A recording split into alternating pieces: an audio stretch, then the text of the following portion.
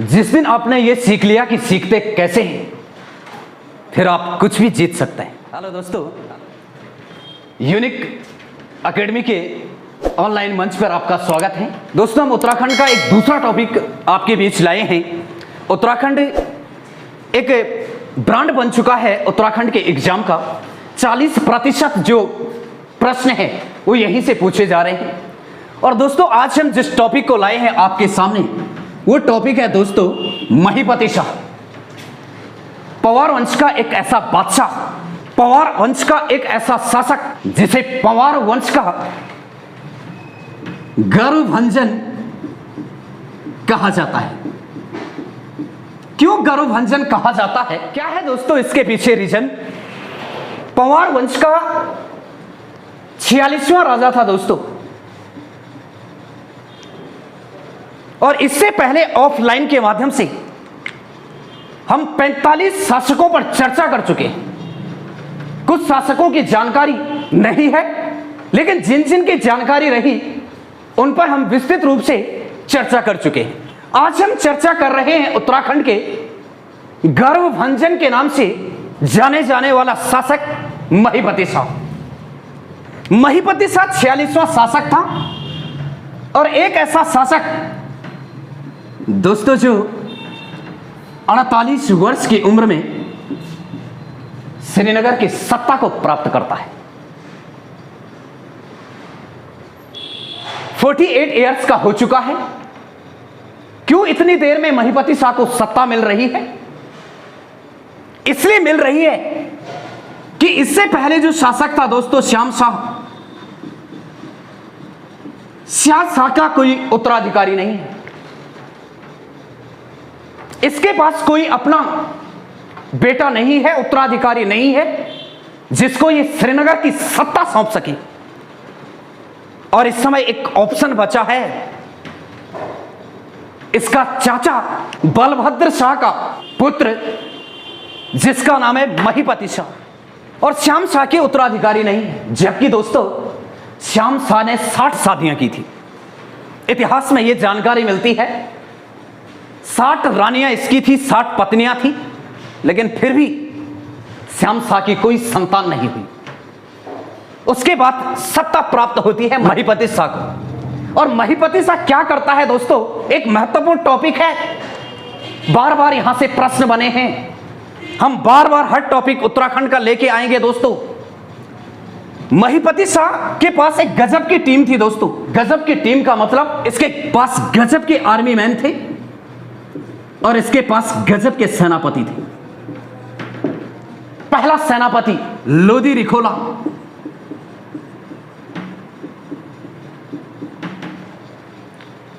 दूसरा सेनापति माधव सिंह भंडारी, तीसरा जो इसका सेनापति था वो थे वर्तवाल ब्रदर्स।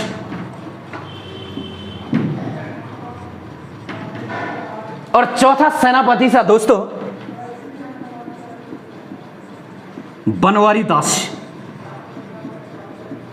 और ऐसी टीम, जो टीम पूरे उत्तराखंड में पवार वंश की सत्ता का विस्तार करती है। पवार वंश का पहला शासक महीपति शाह,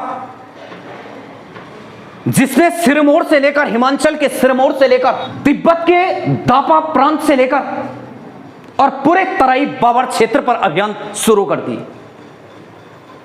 जब ये अपने अभियान शुरू कर देता है तो इसका पहला अभियान कहां होता है दोस्तों? पहला अभियान होगा तिब्बत पर। और तिब्बत में इस समय दापा प्रांत पर करता है अभियान।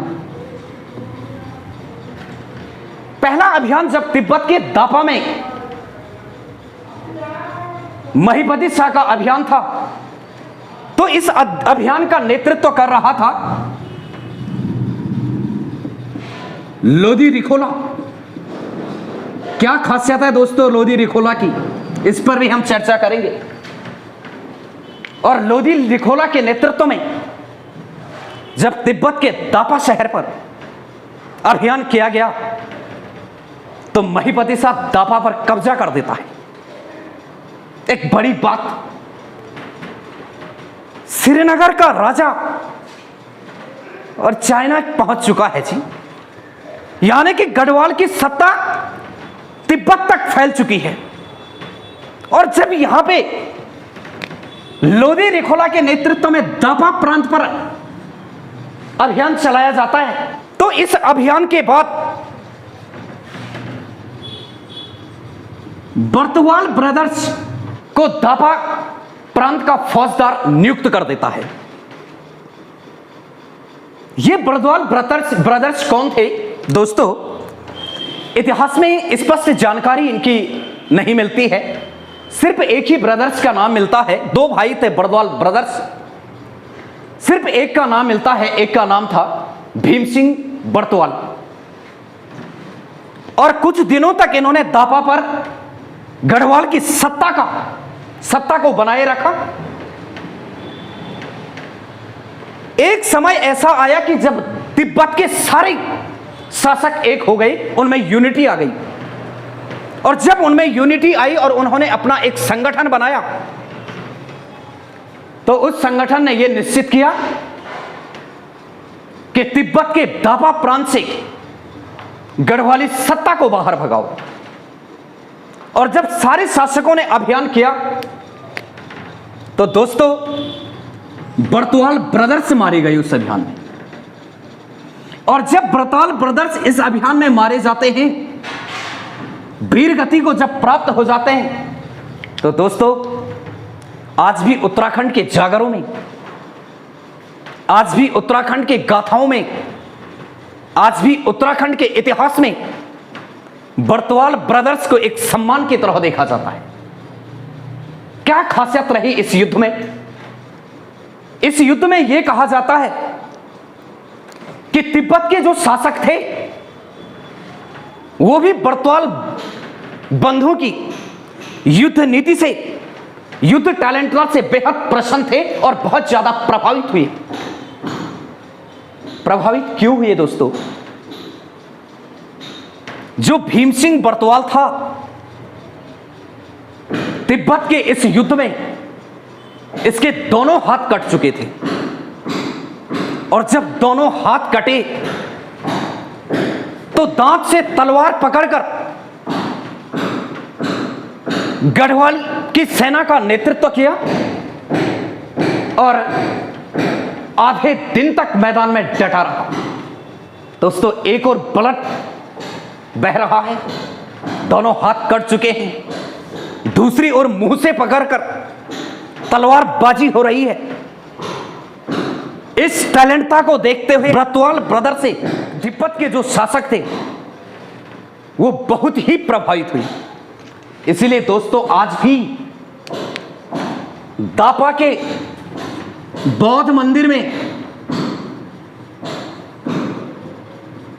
बर्तवाल ब्रदर्सों की तलवार आज भी रखी गई है।